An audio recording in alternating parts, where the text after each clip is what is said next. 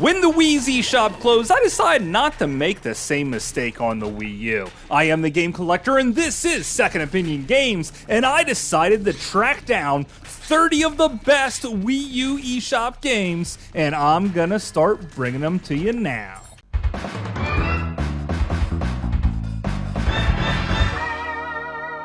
Second Opinion Games.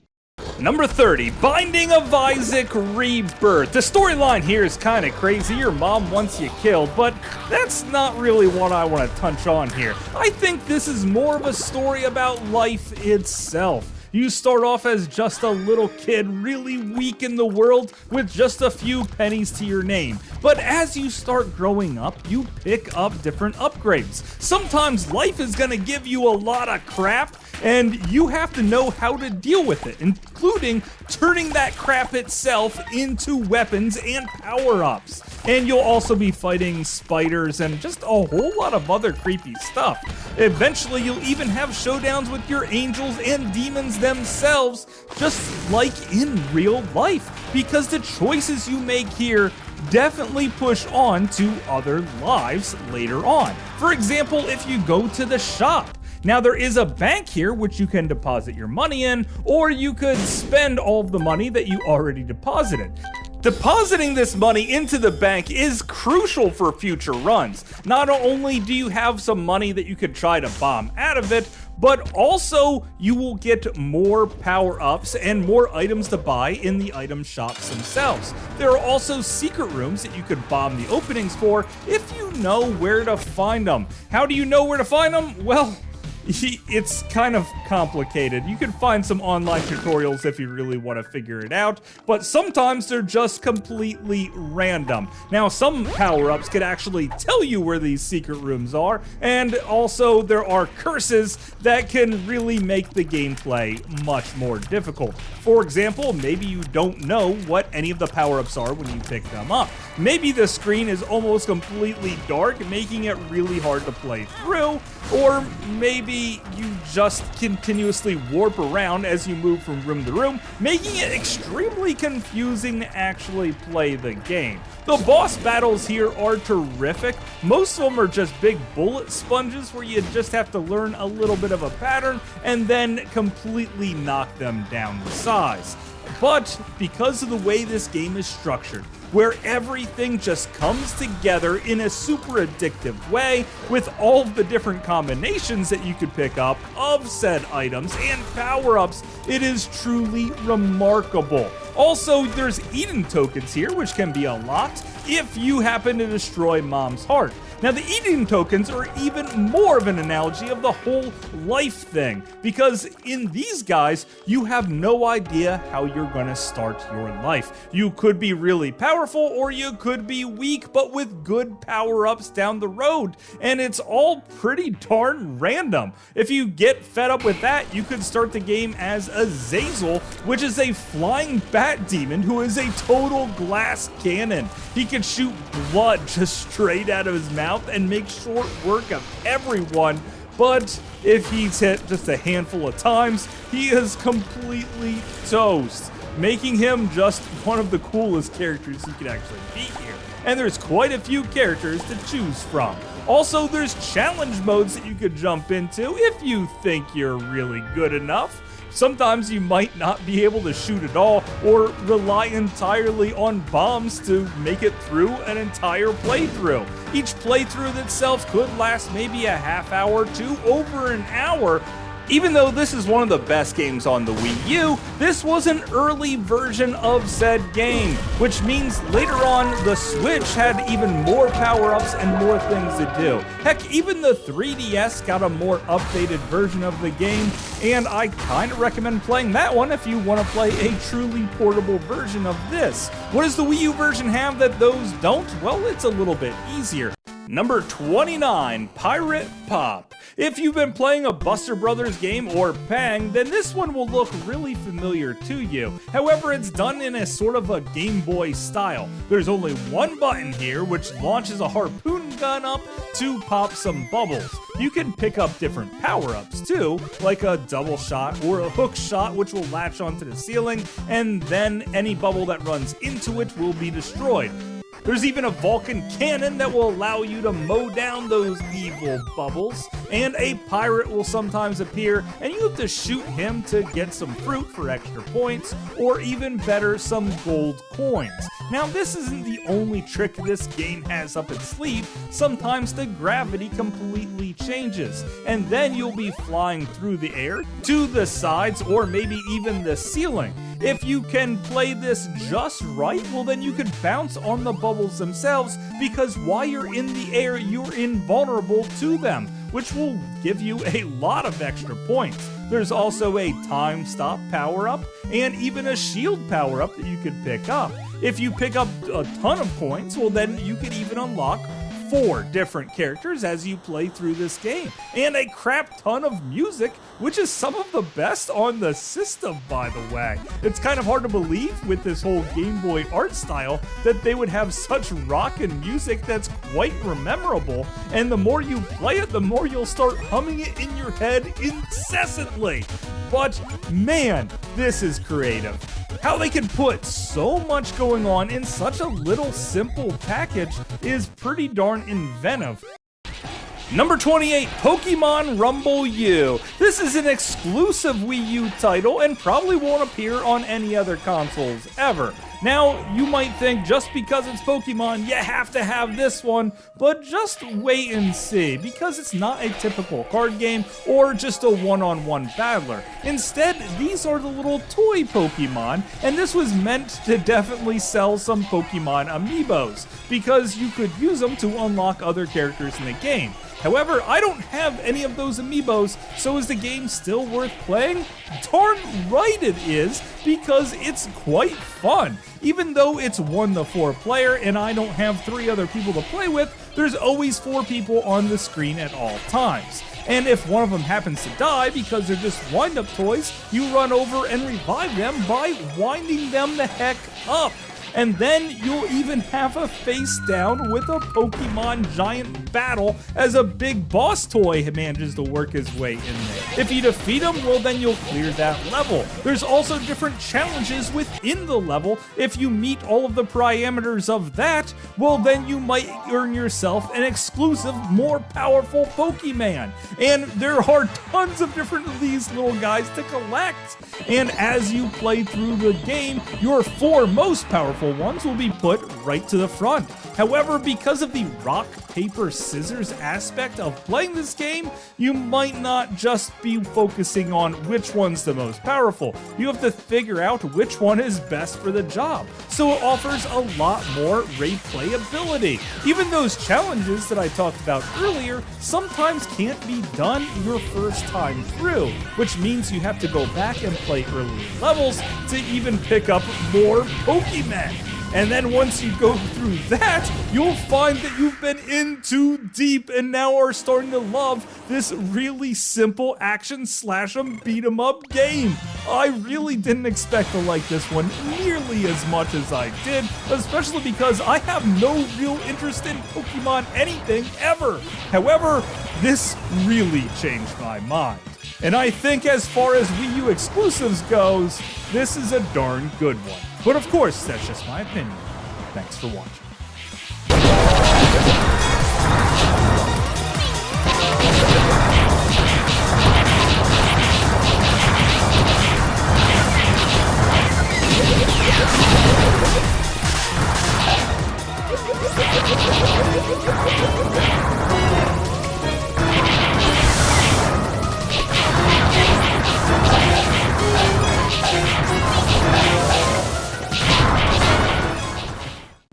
Number 27, Edge. Having just a regular square block as your protagonist doesn't always feel like a good idea, especially when none of the buttons on your controller do anything and it's locked in at an isometric view, which I find pretty much infuriating. When I push up on the controller, I just want to go up, not move right at an angle and then move on from there. So sometimes when I die here, it's just because of this weird view, and you can never change the camera angle here at all. So you might think that I could really hate this game.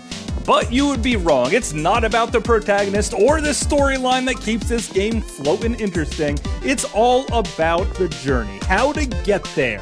The game starts off fairly easy with just moving your block from point A to point B, and it slowly introduces more mechanics which teach you how to play the game. Whether it's simple switches that you have to flip, maybe you have to flip them in a certain combination. Sometimes you're even going to have to ride on pieces that are flying really fast, and you're going to have to pretty much hang on the seat of your pants to pick it up as it goes along. If you want to replay the mission to get the best possible time, you can do that as well. There's also little MacGuffin coins to pick up for the top points, because at the end of every mission you are graded. The higher you're graded, the more chance to unlock bonus levels in this game, which is something you're gonna want to do, because after you start playing for a while, you're gonna find you're rather addicted to this game and want to keep on playing it. So the fact that more levels open up, the better you do, and increases that replayability of going after those harder levels that at one point in time you just couldn't get no matter how hard you tried,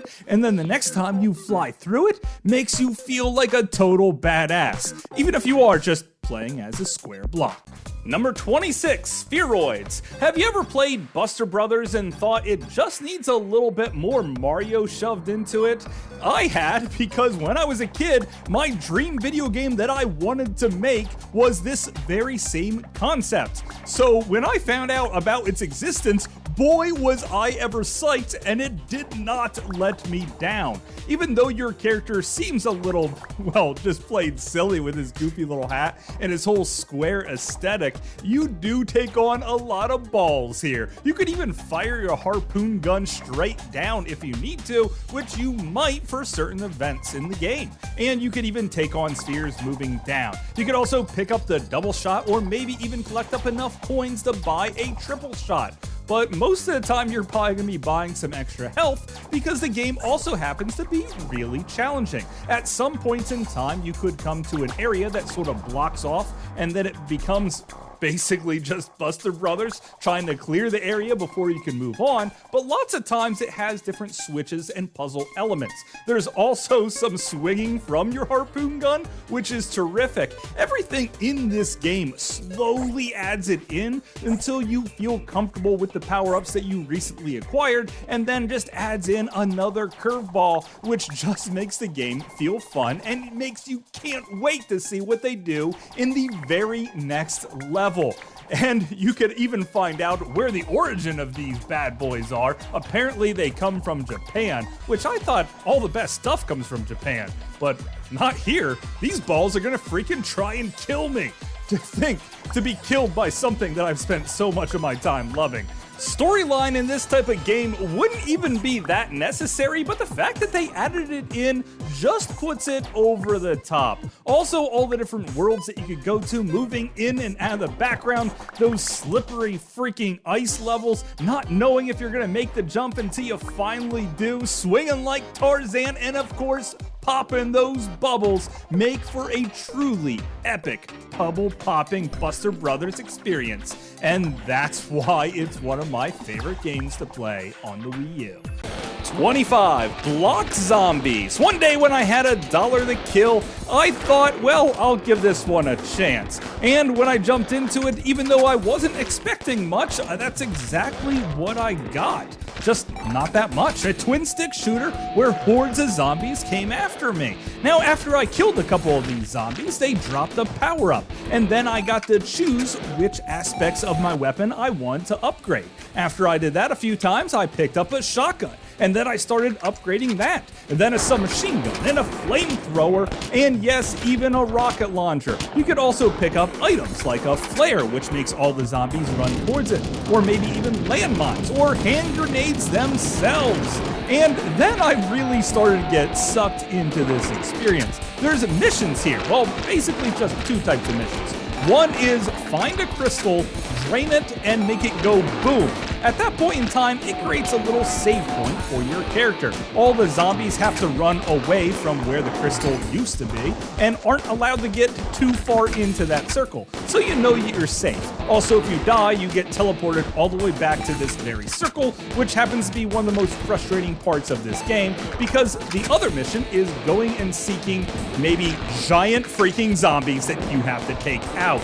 and if it's too far away from the circle and you happen to die, you're going to be making that long, arduous trek all the way back to that giant zombie. But if you do manage to kill him, chances are you're going to find more upgrades to your guns and then feel a little bit more awesome in order to take on more zombies to go right back after more of the map. Because the whole game is basically trying to fill in the map in every little possible place that these giant crystals could be. You have to do it in a very linear style. It's not a free open world, but all this game for a single dollar just feels like a total no-brainer because it kept me occupied for quite some time, and I do love killing me some zombies. Number 24, Unepic. I was always the king of the nerds, and I felt just like this character in this game. You start off in a regular D&D game with a whole bunch of people that are far nerdier than you. However, you're still plenty nerdy yourself. And then you're mysteriously transported to a castle, and then you find out it's one of those Metroidvania-style games. You know, the ones that always get you sucked in and continuously upgrade your character and make you feel more awesome, which then makes you want to play more and never want to put the thing down? Yes, that's exactly what you're getting here. Only the fact that the voice acting is so much better than any of the Castlevania games is what really puts it over the top for me. Every line of dialogue is voice acted, sometimes a little overly, but most of the time just right, down to the narrator who seems to be telling your story. He has a very easy, calming sound to his voice, and the music in the background that gets more intense as you get into different skirmishes and areas of the game really sets the mood perfectly. Now, you might think that you can play this game on any old downloadable system, and you're probably right. It's out there pretty much everywhere, from the computer to the Switch, even Xbox Live Arcade and PS4 and 5 and all that fun stuff. But playing it on the Wii U is where it's truly at, because the tablet lets you switch between your weapons really fast, and maybe even some of those healing potions. That's right, it's one of those few games that take advantage of both screens, which means that it's pretty much a must-have for the Wii U just for that fact alone. And you're gonna need that ability because some of your weapons are more effective on other enemies. Sometimes you're gonna have to use your bow and arrow that take out enemies from range, or maybe your club to break open some barrels, or your sword, which is mostly effective against a lot of the critters in the screen, or maybe even your spear because it has a little bit more reach and you don't want a snake to bite you in the leg and poison you and die. Your health auto-regenerates, so if you're feeling particularly vulnerable, you can just set the game down for a couple minutes and come back to a fully healed character, or maybe even mix up potions through different recipes and drops that you could pick up. Also, there's plenty of different side quests to take on in this massive castle, which will usually end up giving you some extra stat boosts or maybe some cooler weapons. So when you break this down, you have yourself one of the best Castlevania style games, but voiced much better and in an entirely new world to explore, which might make this the most epic video game experience I think I ever had, even if the graphics are kinda cheesy. Number 23, Jotun Valhalla Edition. Now, this has got to be one of the best looking Wii U downloadable titles out there. Matter of fact, it looks better than almost every single Wii U title that got a physical release. It's the beautiful hand-drawn art style that really makes the game stand out. And on top of it, the music is just as good, with some really thundering Viking-style tunes, because this is a Viking game. You play as Thundra, a female Viking that's a little bit meaty in some spots, but that doesn't let her get her down. It just makes her swing her axe ever more powerful. It feels more like a God of War game than just about anything else. If this actually came out on the PS2 and was titled God of War, I'm sure it would have done just as good as those games, because the gameplay itself is where the game really shines, other than the graphics and the beautiful music playing in the background. Sure, the action is a whole lot of something comes at you, you dodge it, and then you hack it down to size, and something else comes at you. Sure, those things that are coming at you are giant mythical gods, and they make you freaking crap your pants probably the first time you see them. These guys are huge. A lot of other times you're just gonna be running around solving simple puzzles, or maybe not so simple ones while electricity's trying to fry the ever-loving heck out of you. Now, I love games that make you feel small, but no game has ever made me feel so tiny and insignificant than this one. Probably because those boss battles are all huge, and there's a lot of them, and you have to take them out in order to restore stuff MacGuffin to the whole storyline here. For me, it's all about the gameplay, and I think this is one of the best looking, and also has a cool story, Wii U titles out there. Number 22, Swords and Soldiers. Now, I know real-time strategy games aren't everyone's cup of tea. Matter of fact, the very first time I bought and played this game, it was back on the WiiWare. I played it for a couple minutes, decided I did not like it at all, and completely forgot about it until I repurchased it on the Wii U.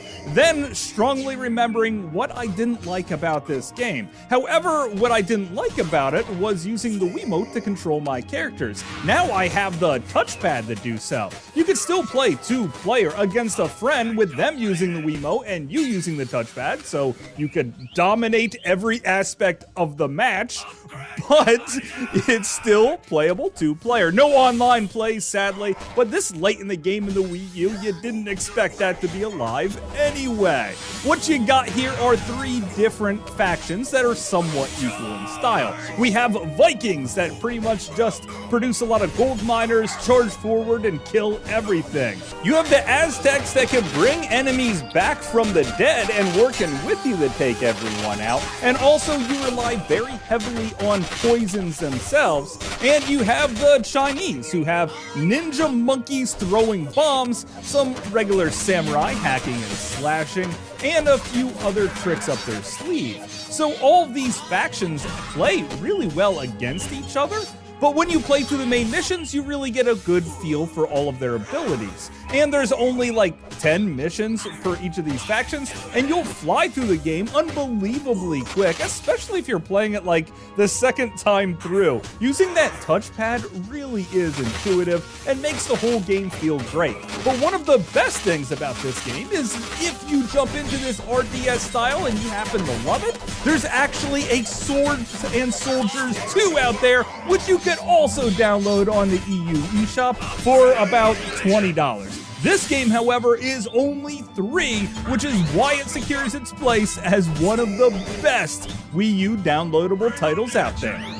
Number 21, Letter Quest. Well, it's no secret that I have a hard time reading and spelling. Matter of fact, half the videos on this channel used to be misspelled at one point, and I had to go through and fix all of those. So I want a game that would help me be a little bit more intelligent in my spelling decisions. That's why I picked it up, and boy was I ever surprised. You have a little panel of a handful of letters, and you have to make words out of them. As you use the letters, other letters pop in. Now, sometimes letters that are extra hard to use cause more damage to your opponents, and you could even upgrade your weapons with gems that you receive over time of playing. Other ways to get these gems? Well, there's different missions, like maybe use all of the letters in each of the corners, or maybe use the letter E 154 times. That one takes a little bit to clear.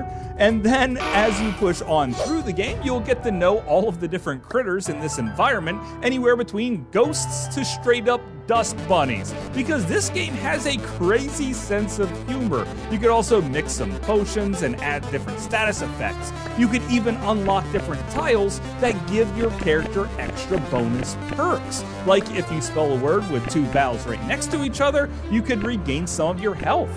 Or maybe even every single word that you have that starts with a K will do extra damage against your opponents. And it just goes on from there. Some enemies can't even be killed unless you have a specific letter at the beginning of the word that you're trying to spell, or maybe some enemies you could only be hurt by 5-letter words, meaning that you're restricted. It's not just about trying to make the biggest word possible, it's about trying to find the best word that fits the situation. And that's what I really love about this. Also, if you just happen to be tapping on the controller trying to make any word possible and you don't even understand the definition of the word you just wrote, well then you could look it up in a little handy dandy dictionary. Everything walks you through the game just right, and yes, there's a lot of grinding and back traveling in order to complete all the missions here and be strong enough to take on the foes, because even if you have one of those cheating devices on your cell phone, you still can't walk your way through to the end of this game, meaning that there is a ton of replayability here. After all, it's all about the journey, not the destination with this one, and maybe even picking up a little bit of a spelling lesson. Number 20, The Swindle. 2D action stealth game enthusiasts are gonna absolutely fall in love with this title if they don't already know about it, because that's what the whole game is about.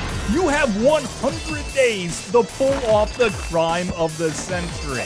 Now, every time you land on an area and run in and rob them blind and make your way out, that is 1 day. Also, if you happen to die, your character is gone for good, replaced by another character, and that also means 1 day is gone. Now, it's all about risk versus reward here, because as you're working your way through the different homes and stealing all of their money, hacking into their computers and draining their bank accounts, you find that you want to push through the house just a little bit more. However, if you happen to die, you lose all of the money and that entire day. So because time is not on your side on this one, you're going to have to choose very wisely how you spend that money on the different upgrades that you could also purchase. Now, some of them are absolutely mandatory, like hacking into doors and opening them up, which allows you to do just that. Also, a double jump, maybe even sticking to walls. Later on in the game, you could plant bombs, but the one that is really big is the ability to open up different areas of the game. Now, you start off robbing different really low quality places, and you don't pick up very much money, but as you play through, you get bigger and bigger heists, allowing you to acquire all those super upgrades. However, it also means that the game gets a lot harder with different robots that try to kill you at all costs, booby traps that you have to disarm, and if you don't, well, you're gonna go boom, or maybe even you want to set them off on purpose just to keep on running to blow up some of the robots that are trying to follow you. Any way you look at it, it gets pretty darn intense. Also, if you're spotted by robots, they will call the cops, and then you have a very limited time to get the heck out of there, because when those cops show up, they will destroy you in a matter of seconds, meaning that this entire game is intense, like to a rather big extreme. I kind of have to turn off the volume when I play myself because I try to rush through levels when I should be taking my time, meaning that I'm more of a smash and grab kind of looter instead of a great cat burglar, which this game starts to feel like training for real life cat burglary if you really want to go down that avenue. But for me, I think I'm gonna stay away from it and just play more of this ridiculously difficult game. Number 19, No 2 Love 2 De-Evolution. When this game first came out, it was on Steam, and you had to use your mouse to swipe and click on lots of stuff on the screen to destroy your robot foes. Over on the Wii U and the 3DS, you used a touchpad, and I gotta say, the 3DS is where to play this game. The touchpad controls don't feel too cumbersome. You have to swipe all around, but also you could use the D-pad itself to double-click forward to do a quick dash attack. You could tap up twice to do a swirling attack, and you could tap on that screen as fast as possible to unleash a fury of punches and kicks. You could also do a charge throw attack, but I haven't found much use for it yet, and even place a shield down. Sometimes there'll be an environment that you have to put the shield down so you can pass by, and other times you just have to use it during boss battles so you don't catch on fire. You have plenty of health, which means most boss battles are just tap the screen as fast as possible to take them out. However, some are more like puzzles, and they even break down in new ways like a side-scrolling shoot-'em-up level where then you have to bank your laser shots in order to destroy the characters, and this gets pretty interesting as well. Sad to say, this is only a one-off level though, and then you go back to swiping and clicking away as fast as possible to destroy all of the enemies.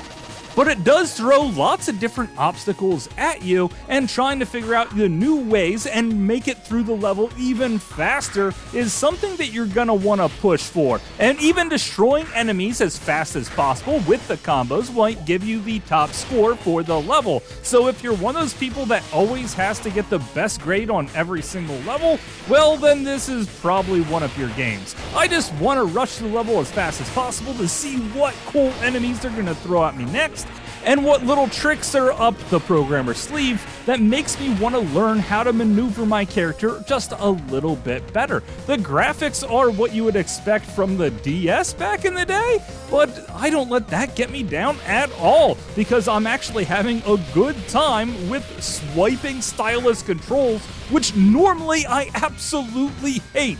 I tell you what, I played the DS so much that I'm nearly completely done with the controls using just a stylus, but here it feels natural. Thank God they managed to make something work in this style for a change, because otherwise this would have been total garbage. But how it is, it's simply really just fun to play and a unique experience to the Wii U. And that's what the system is made for. Number 18, Badlands Game of the Year Edition. If you take a little bit of Limbo and mix in Flappy Birds, you think you would have an awful game, but you would be surprised because this one's quite good. It has the controls similar to Flappy Birds, however you can move your little bat around, and you will run into walls left and right, and they won't kill you, but boulders and other sharp needles will make your bat go pop. Also, you only have to get one of these little guys to the exit to finish the level, and you'll be picking up lots of clones of yourself along the way. But most of the time, they're gonna die really fast in pretty gruesome ways, whether it be buzzsaws or just plain needles poking them. Also, there's plenty of power-ups here. Some will make you grow big or shrink down real small. Some will be like little sticky briar things will have you stick to walls, and other ones you'll want to pick up, and some you want to stay away from. But most of the time, you have to use each of the power-ups scattered about the level in order to make it to the exit. There are also some portal-like teleporters scattered throughout some of the levels, just to make things excruciatingly difficult and make your brain hurt. Some levels are really difficult, but when you die, you don't go too far back, and you're never put at a place where you can't actually beat the rest of the level. But sometimes when you're pretty far into a world, there'll be a whole level that you have to do all in one shot, and that will become so frustratingly difficult, you will be pulling out all of your hair just to do it. However, you'll feel like you're just good enough to give it one more go, and after a while, a few hours will go by, and you'll still be having a great time. My biggest problem with the game is the fact that there's no music and not a lot of sound effects. It's a lot of ambient noises going on in the background, so it can be rather relaxing to play, but most of the time, it gets pretty frustrating.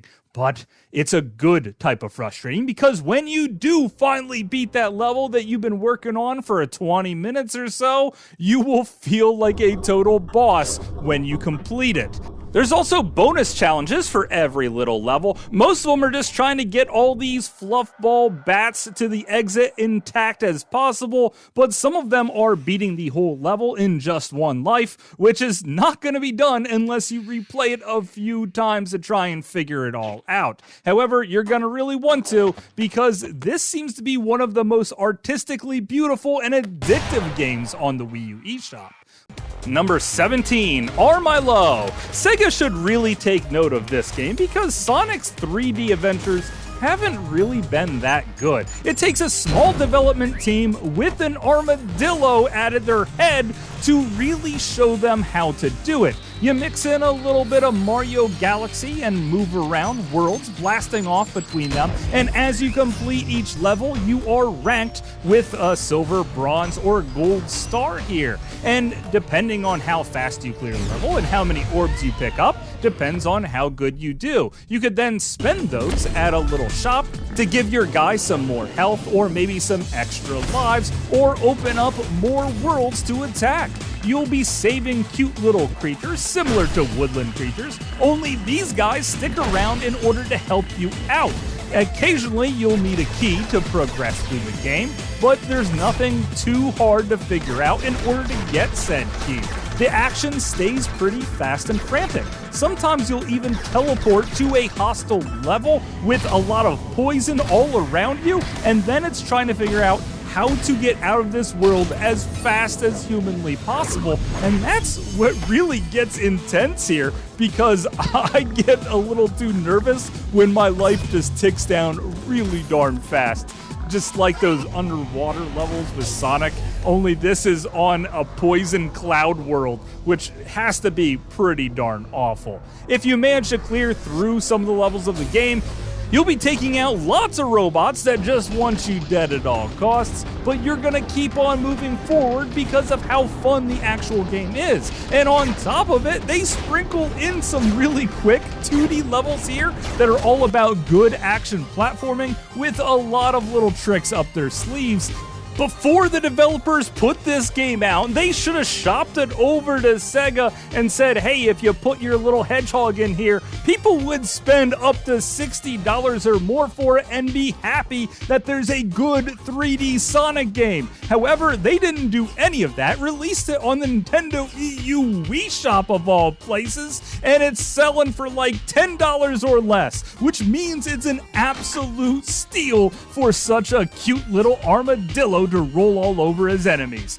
Number 16, Freedom Planet. When a lot of developers start making an action platform game, they use Mario as their base because it's a little bit slower and precise. Not many turn to Sonic and start making it that style because it's hard to do it right. Note, Freedom Planet did it right. Not only right as in just a little right, I mean it blows every single 2D Sonic game out of the water. A lot of people might think that this is a 16-bit style, but I'm gonna say it's more like 32. If this game came out on the Sega Saturn, it may have pushed its popularity just enough to actually start competing with the PlayStation 1, because this game looks freaking gorgeous. There's no slowdown ever unless you're blowing up a major boss, in which case it's done purposely just to show how awesome it is. Also, early Sonic games didn't have that much of a story, which is okay. You could play that way here with all the story completely ripped out, and you just try and beat each level as its own thing. Or you can play the actual story mode, and then it walks you through and reads every single line of dialogue with competent voice actors. Thank God. Even in big budget games, this is really hard to get done right, and they do it right here.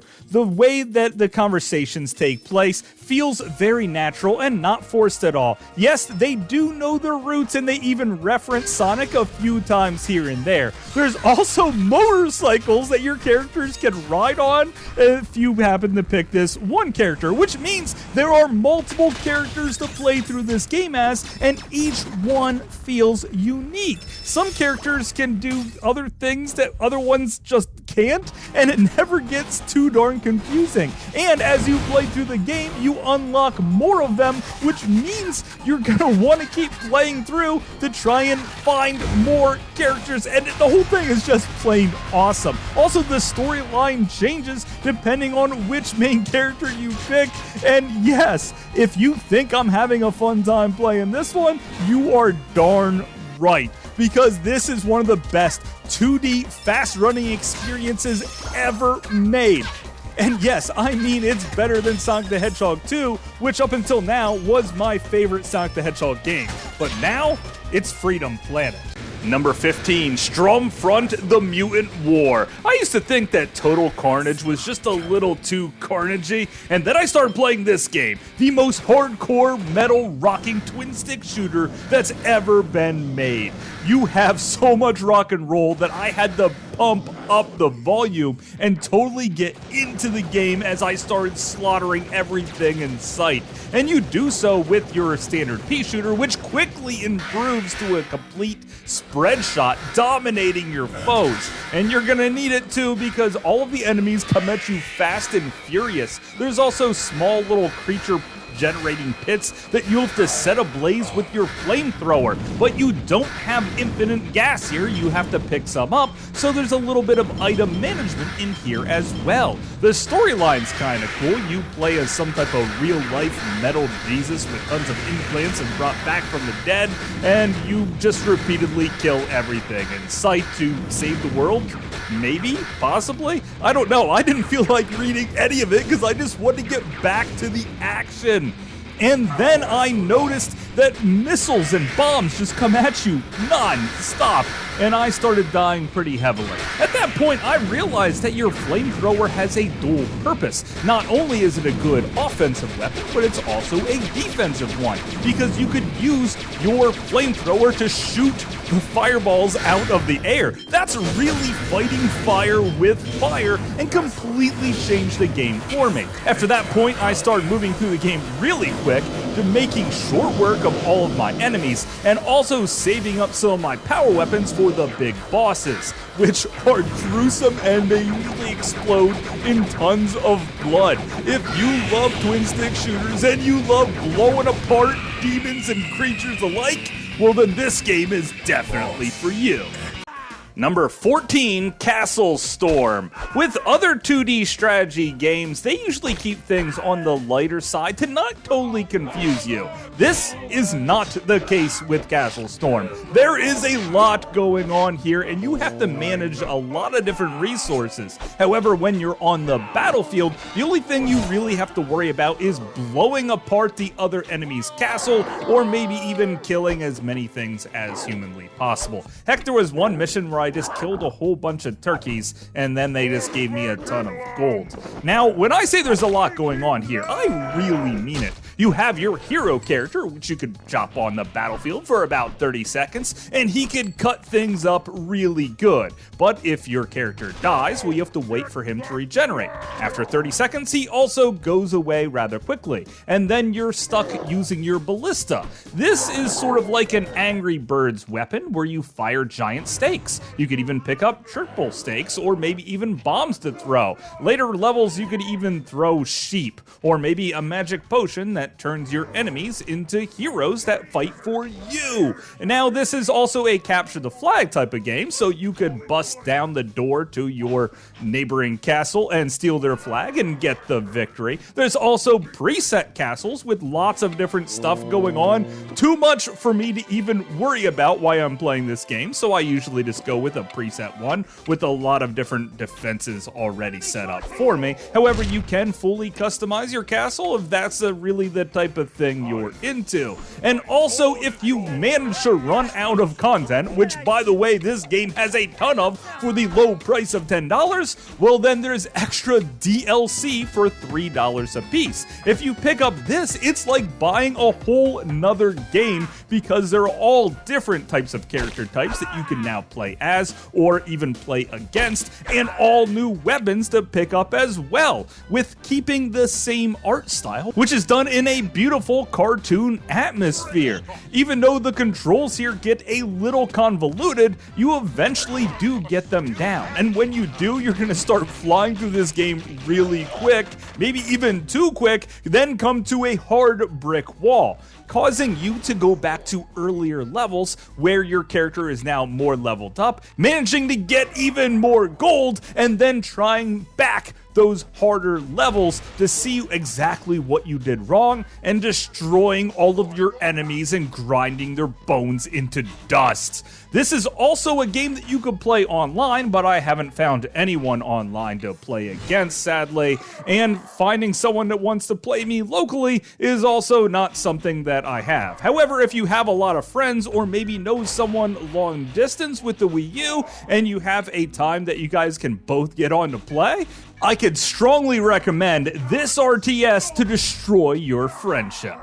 Number 13, Little Inferno. When the weather starts to change, there's few things better than sitting in front of the fireplace and watching a log burn as you stay warm. Now, I live in a house without a fireplace, and sadly, I bought this game because I thought it was a fireplace simulator. As I bought things from the catalog and dropped them into the fireplace, I caught them on fire, started picking up more money to buy more things, and even stamps to have them rush delivered to my house, just so I could throw them in the fireplace all over again. And then I noticed that there was a real life story to this world, because it just seems to be snowing forever, and your kid has to stay warm by throwing letters from his grandmother into the fire. This gets pretty dark, but also interesting at the same time. Your next door neighbor will also correspond with you, and you can send her some gifts to throw in her fireplace, and she'll send stuff back to you.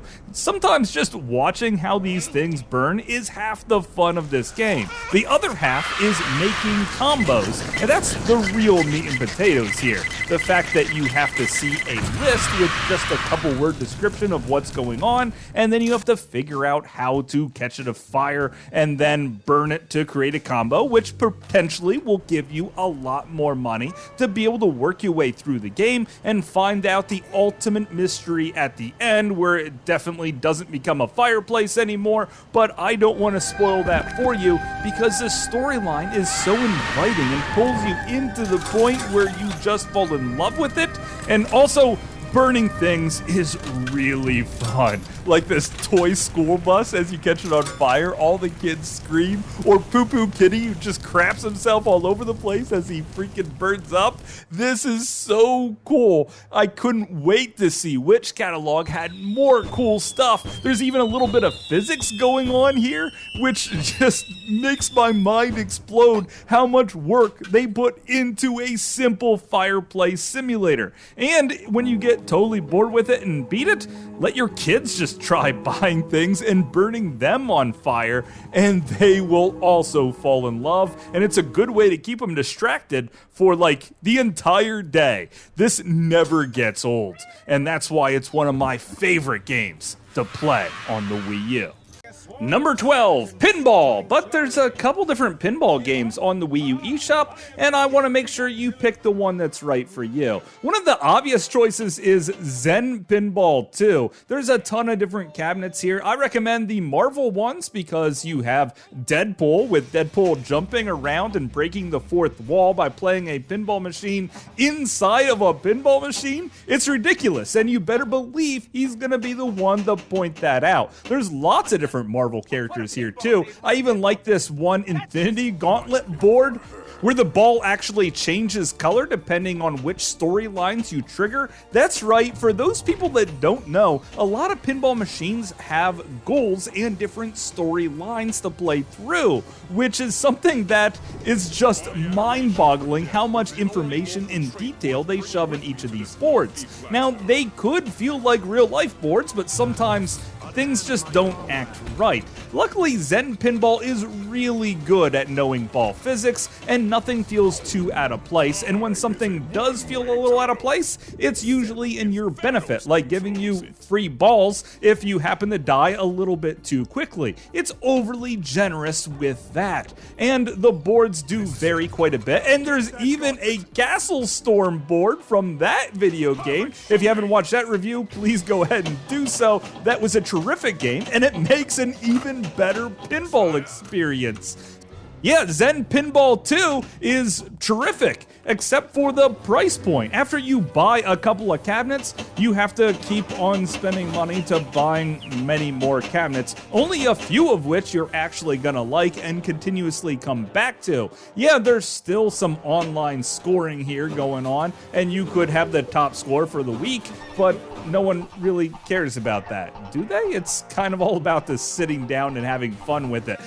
There's the Star Wars pinball games, also on the WiiU eShop, also made by Zen, so the ball physics feel all about the same. Everything I said before goes here as well, except for now everything's done with Star Wars music and Star Wars characters. However, all of these tables don't feel as good as the ones over on Zen Pinball 2. They feel like they were lazily thrown together by a couple of LucasArts employees that didn't know what to do on their weekend. However, there is still a lot of fun to be had here. It's just for those people that are die-hard Star Wars fans. Then there's the Pinball Arcade. Now this is a completely free download, and being free, they give you exactly one cabinet, Arabian Nights. And I gotta tell you, for one free cabinet, they picked a dinger with this one because it is amazing to play. I like everything that goes on this board, and getting a high score is something that you're gonna rack up really fast, and you're gonna want to because the storyline here is unbelievably well crafted. But then you start to wonder, what else does this have? Well, for about $3 a piece, you could go through the different seasons and then download that cabinet individually. What happens if you don't know if you're gonna like a cabinet or not? Well, you can try it before you buy it, playing for like 5 or 6 minutes at a time, completely scratching that pinball itch that you had to do. And these are real-life arcade cabinets, which means the sound effects and pinball physics have to be just right in order for this to be good. And they nailed it down because it is freaking awesome. All these cabinets play well.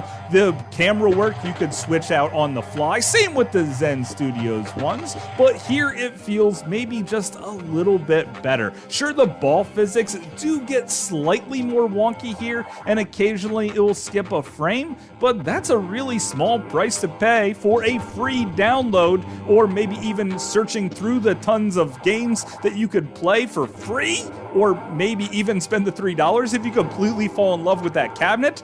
And yes, they have my favorite pinball game ever on this list. The Star Trek Next Generation pinball machine. Darn right I'm gonna be buying this one, if not just to have it play in the background in my little home arcade here while I play other games, because it makes me feel like I'm back in the arcade and like a kid again, just like a good pinball machine should, or at least a good pinball video game. So it definitely deserves to go down as one of the best games ever for the Wii U. Number 11, Citizens of Earth. How can I win you over on this title? Well, let me just put it this way. It's an RPG developed by Atlas, produced by Sega, and done in a Earthbound style, but without all of the crazy bullcrap that made Earthbound kinda hard to play. That means there's no phoning home every couple of days. Instead, it's streamlined down to just playing great. You can do level grinding here, but it's completely not necessary.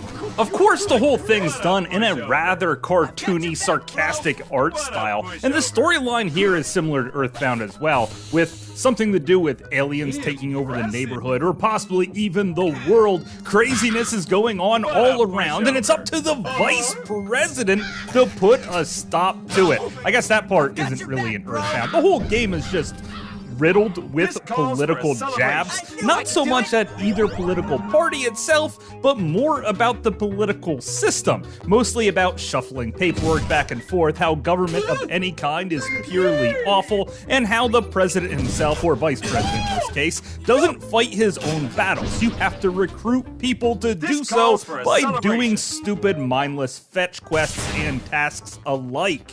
But that is part of what makes the game so darn genius. The fact that you could have like 30 people following you at any given time. Now, you could only have 3 people fighting your battles at a time, so this means you have to be very strategic in which way you use them. Some people are better at other things than others. For example, your brother is really strong with his melee attacks. The Fat Baker is bad at fighting, but he's essentially the healer. He can bring characters back to life, or maybe even just bake them a nice little cupcake to give them a good energy boost, which makes him completely necessary to be in your party. Also, anytime a character dies and levels up, he immediately comes back to life with completely full health.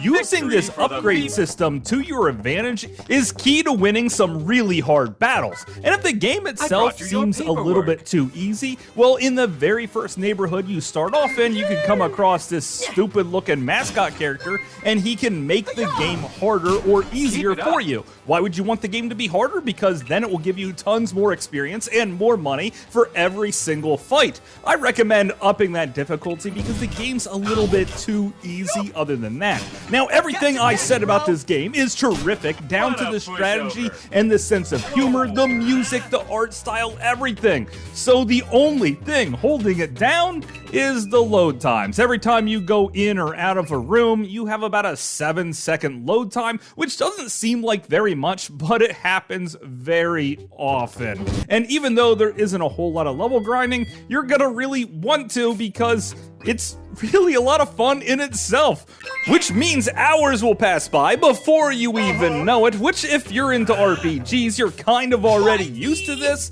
but for someone who isn't, this is pretty much life crippling. And I'm still gonna keep coming back to it because even though I have other games to play and review, well, this just sucked me in way too much. And that's why everyone should have it downloaded on their Wii U.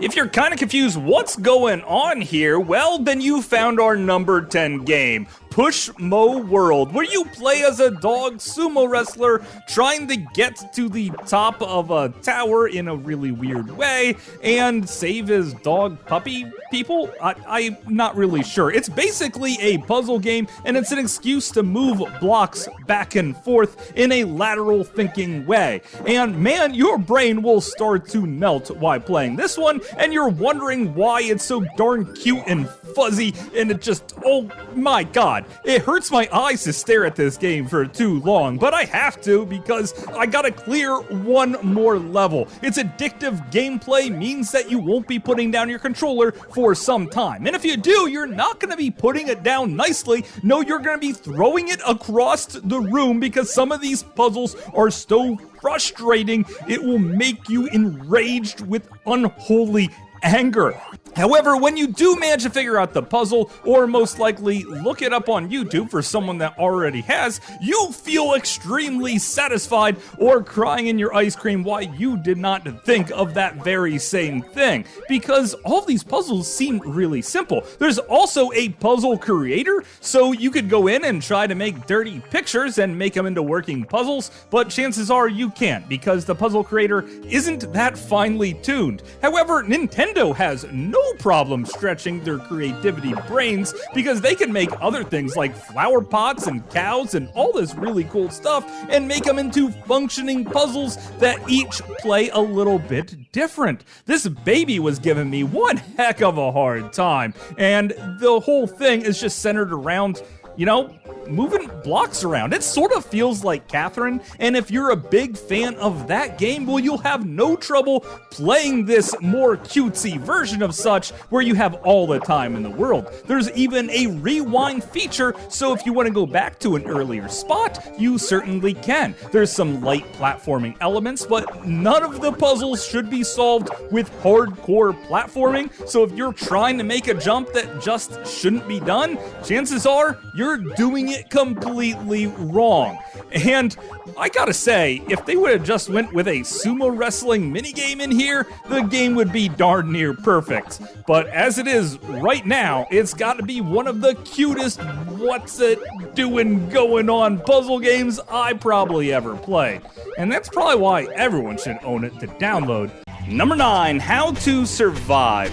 Now, I play a lot of zombie video games, so when I tell you guys that this is my second favorite zombie video game of all times, that is not to be taken lightly. What was number 1? Resident Evil 4, a solid AAA title. This is not a AAA title. Matter of fact, it's a low-budget, small indie game where you just try to survive on an island, or group of islands actually, as you try to find parts to repair boats and airplanes and maybe even gasoline. You also have to watch how much water you drink per day, when to sleep because there's a day-night cycle.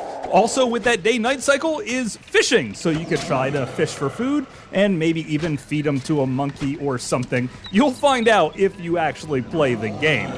You'll have to learn how to start fires and do lots of crafting and do it on the fly, because this is one of those games that takes advantage of the touchscreen, which means you could carve up arrows as you're running away from zombies with a bow and arrow that you made yourself. Also, you can't just find guns here. No, you have to craft them as well. Helmets the same way. You could even make body armor with a bunch of leather straps from killing a deer, and maybe even a couple of tires if you happen to find some.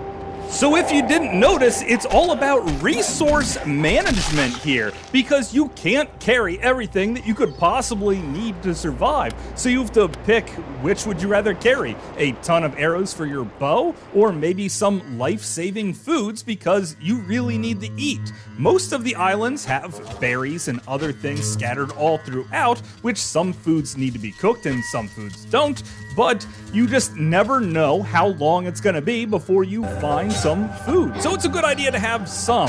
And there is a full-fledged storyline here. When you manage to finish that, well, you could jump into different challenge missions, which just keeps the game moving forward from there, and it opens up a whole lot of different ways that you think about playing it.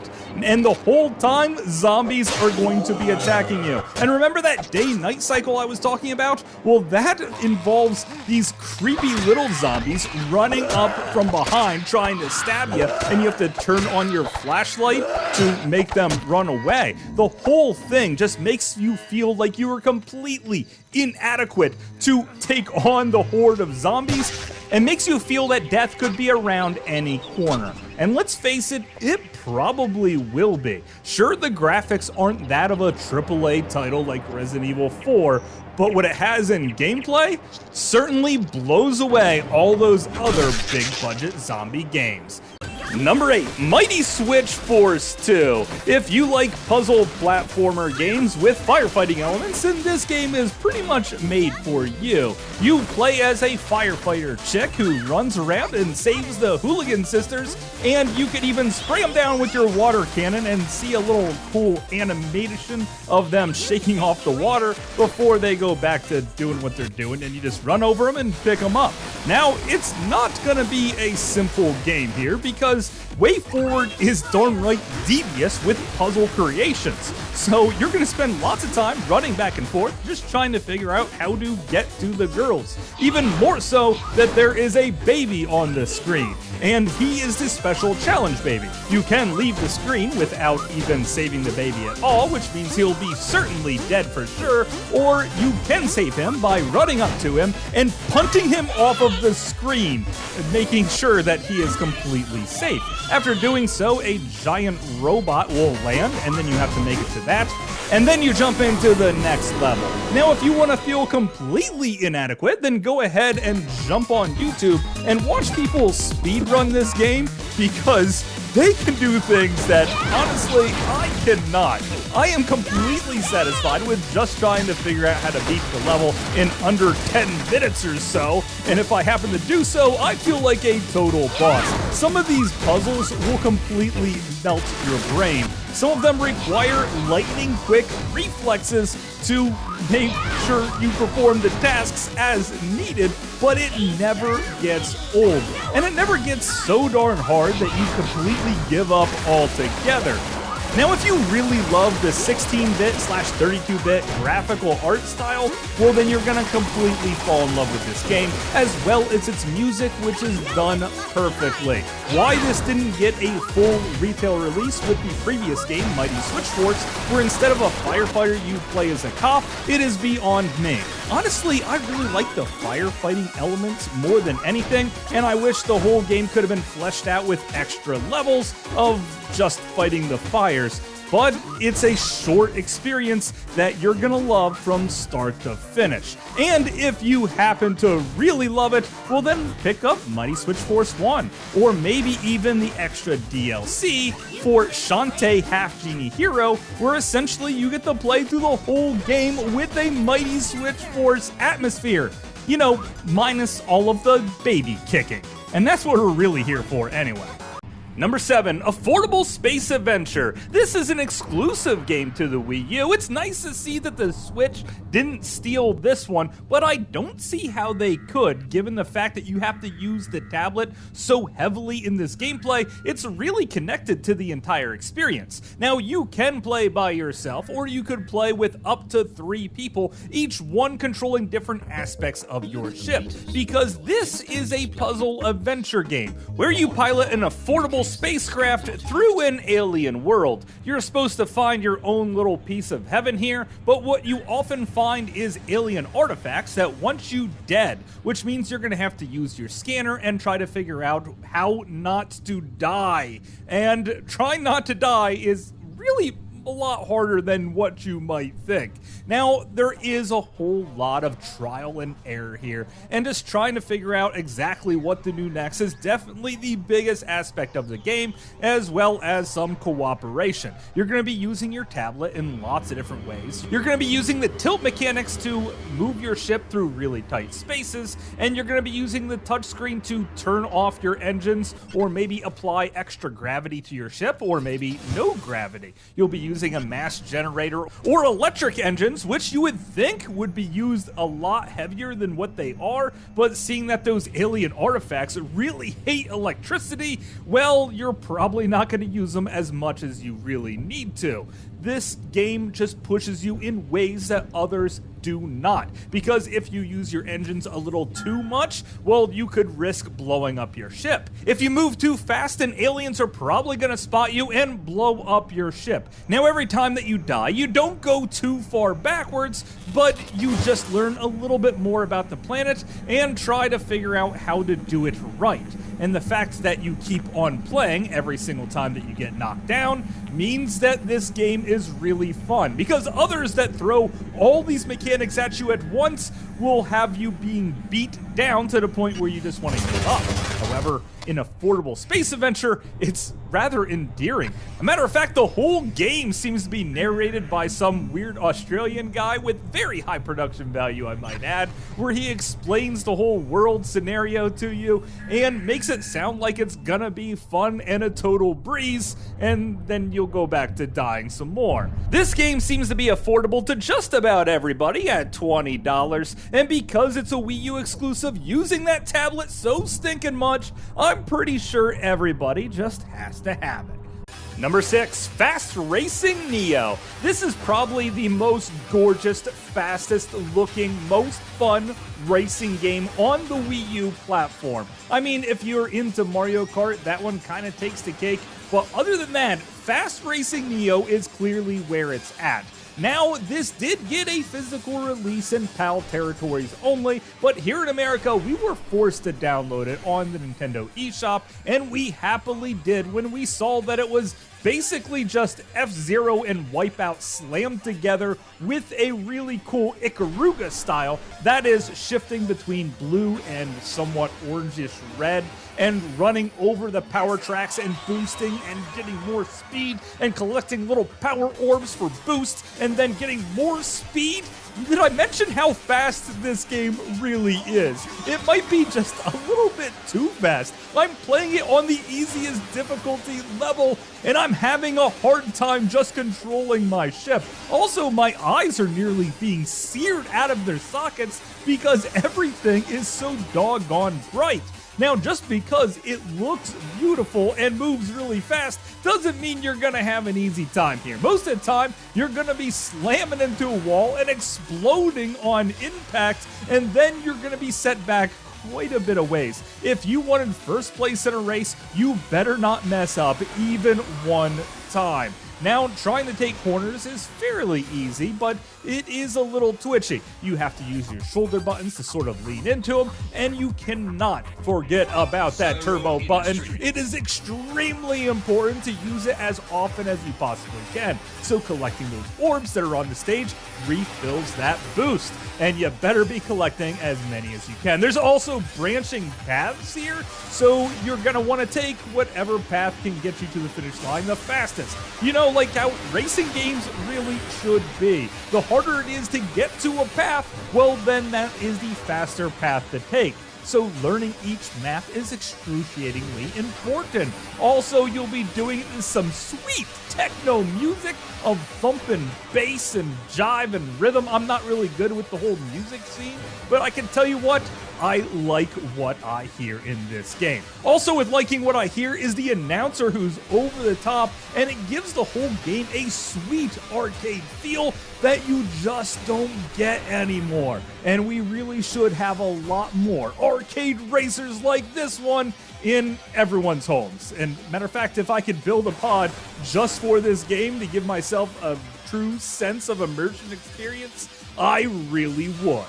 Number 5, Shakedown Hawaii. If you're playing the Grand Theft Auto series today, chances are you're playing one of its 3D open world experiences. But did you know that it got its start on the PlayStation 1 with a top-down view? This is sort of a love letter to that, however modernized, because the controls here don't absolutely suck and everything happens so much faster. Matter of fact, sometimes these missions are just too darn fast. The second you start one, you're going to be blowing a couple people away, and then it will say success, and you move on to the next mission, which is just right around the corner. The whole game is a parody of the 80s, capitalism, guns, and blowing apart everything, and I love every single second of it. The fact that you have death missions to be broadcasted live on television, the fact that you can exercise at your own leisure and look ridiculous when you do it, or maybe even just the missions that you go on themselves, whether you have to shake down a local convenience store or then buy that convenience store to turn a profit with different scams that you have going on, like buying soda that will just kill your insides, or credit card scams. Lots of different things that you could do here, and all of them are hilarious in their own way, even though some of them are actually like real life things that tend to go on. After a while of playing the story mode, if you don't feel like doing that, of course you could always just run around and kill everything in sight. The cops will try and come after you, but you kill a lot of them too, and you'll feel like the most invincible person pretty much ever on the planet. Which is what makes the Grand Theft Auto games so much fun, and what makes Hawaii Shakedown one of the best sandbox experiences ever of all time. And then you can jump into the challenge mission modes. I really like this one where I jump into the game and I'm on fire and I catch other people on fire. That is freaking hilarious, but if you want to be put out, then you should come to a fire hydrant and put yourself out, because otherwise you'll probably just burn to death. But I just love this game so darn much. The fact that it has a sense of humor that knows how to make fun of itself, and the fact that the controls aren't awful like on the PlayStation 1 means that this is one of the all-time experiences that you have to be playing on your Wii U. Number 4, Talamir. This has to be one of the ugliest, most jankiest games on the Wii U eShop. So how come it's number 4 on the must-have list? Well, how about it happens to be one of the funnest video game experiences you could ever have? That's right, I said video game experiences. That means of all times. You play as a character trying to service Lady Talamir and win back her flags and do a bunch of other missions like that. Sometimes you'll be taking on hydras or a cat or just clearing out rooms of enemies, and as you clear out those enemies, you'll amass a soul creep. This allows you to level up. But keep in mind, after you level up, well, sometimes your enemies do the same, which means the next room you go into might be even harder. So you're gonna wanna pick up lots of different weapons to use at your disposal, like a katana sword, which could have you bounce around the room, hacking everything into shreds, or maybe a flamethrower, which will give continuous continuous fire damage to your opponents, just leaving them to slowly burn to death into total ash. A dagger that can make you turn invisible, so you can sneak by your opponents, but you're gonna want to use it a little bit sparingly because you want to kill as much stuff as you can. It also makes you move forward just a little bit. A ice wand that is powerful, but you have to hold completely still to use it, and also grenades and rocket launchers that are super powerful, but they have a bit of splash damage, which means use them at your own risk. I usually only pick them up just to sell them off at the next merchant that you find that happens to look a little bit too familiar to another all-time great game. However, you could also teleport back to Lady Talamir in almost every single stage where she could heal you. Now, you would think when you pick up your super awesome weapons, whether it be a spike club or an axe, that just doing damage would be the #1 thing you would look at. But I recommend instead look to see how much health can be regenerated by that object, because that means you could be pretty much invincible, or at least feel invincible, running into battle until you die very quickly and abruptly and feel your heart sink into your stomach, and then you think, well, maybe I'll just play one more game. Next thing you know, a few hours or maybe even years later just fly by and you're still playing this simple, janky looking game, because every time you start a new mission, it just feels like fun. Now, there's different challenge aspects that you can take on here too. Sacrificing kittens at the beginning of the game will give you extra health to start off with, but you know what? I don't really want to sacrifice those kittens, and I want the challenge of starting from nothing. So sometimes I even turn on extra things to make it more challenging, like not allowing myself to take any stun potions, which, by the way, the variety of enemies here are pretty stunning in themselves. Sometimes they actually fire lightning and arrows and try to stun you, but most of the time they will just kill you at all costs, and that's why it's just so fun to overcome, because video games are best when you can just murder everything in sight, and Talamir definitely has that in spades. Number 3, Chariot. You know the one thing that everyone absolutely hates in video games? Escort missions. So in this game, it's essentially one big escort mission where you try to take the king, who is installed dead, I might add, inside of a chariot to his final resting place. You'll be visiting quite a few different shrines, and he'll have massive problems with every single one of them, and you're gonna have to upgrade your chariot as you play through the game. Most of the time, it is best to play 2-player, which means that this is single-handedly the very best co-op game I think I ever played. Working together as a team is crucial. You pretty much know exactly what the other person's thinking, so getting to your final goal, meaning the end of the level, is just plain easy and fun. Well, not really easy. Most of these levels can take up to a half an hour, and when you finally do beat them, it will invite you to try and do the same level with a speedrun twist. So then you probably wouldn't want to collect so many of the gems and those alternate paths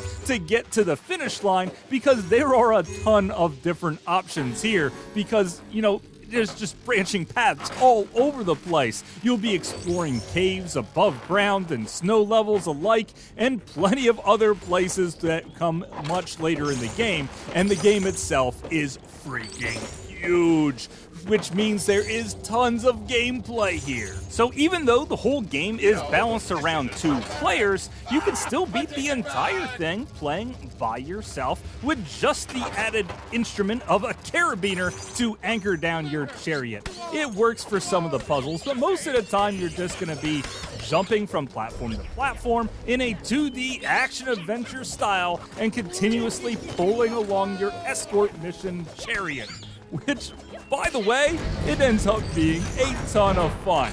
Best escort mission ever, and best co-op experience goes to Chariot. Number 2, Dungeons & Dragons: The Chronicles of Mysteria. Before we get into the Wii U, I might add that this is the Sega Saturn version I'm playing right before you, and this is probably one of the best reasons to own a Sega Saturn, even if the console is region locked, which means you need a special device to unlock it to play Japanese-only exclusives, which means you won't be able to read the English texts, and it's still an extremely fun game, but this gets really expensive.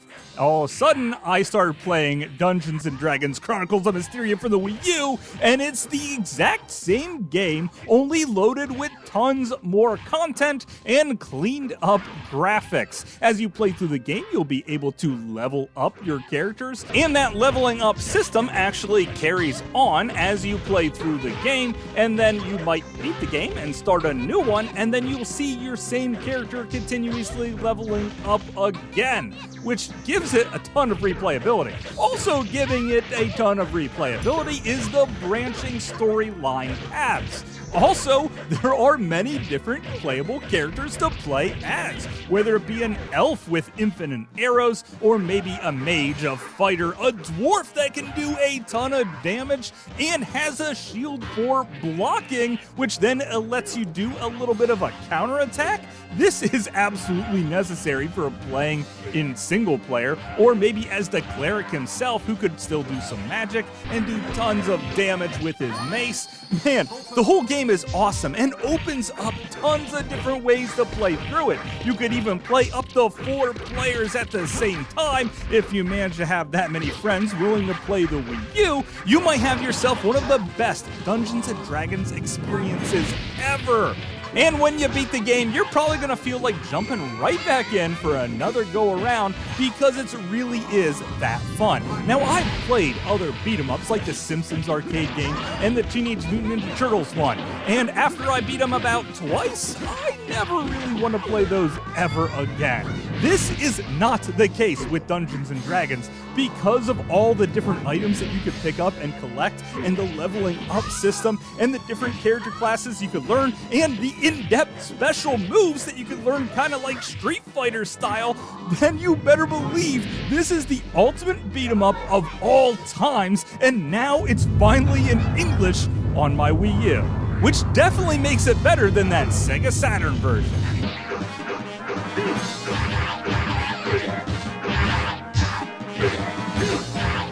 Number 1, Zelda, but it's not what you think. Of course, you could always play the HD version of Twilight Princess or Wind Waker. You could even put in Breath of the Wild with its extra DLC, but it's really not what I'm looking for here. Of course, you could go for the more retro-style consoles like the Game Boy Advance, or maybe just some other pretenders to the throne, but what I'm looking for is a little bit more old school and original. In steps It'll Do. This is an homage to the Link to the Past, only with a gender swap. You play as a female character trying to move through a castle with lots of different Zelda themes and a bit of a personality all on its own. I don't mind the fact that they completely ripped off one of the best games ever, because this game is darn right fun to play. After acquiring a couple of extra coins for cash, you might return back to the shop only to be put on another quest to get the item that you were supposedly trying to buy. And when you figure out exactly what to do next, well, then you'll be able to teleport back to the previous sections that you were in the game, trying to figure out all the different puzzles, which most of them are block sliding puzzles, but occasionally there is an emphasis on action here, all done with beautiful HD graphics and a storyline that is, well, a little shallow, but definitely one you're gonna want to really get into. Picking up hearts off the ground and eating them with that 5-second roll is darn right disgusting, yet awesome at the same time. Your character has a lot of humor to it, and the gameplay is every bit of Zelda, but really not quite. When you've played all of the other Zelda games completely to death, you'll find that It'll Do will scratch that Zelda itch just as much as playing Zelda itself, which means it has to go down as the #1 must-have eShop game of all times. But of course, that's just my opinion. Thanks for watching.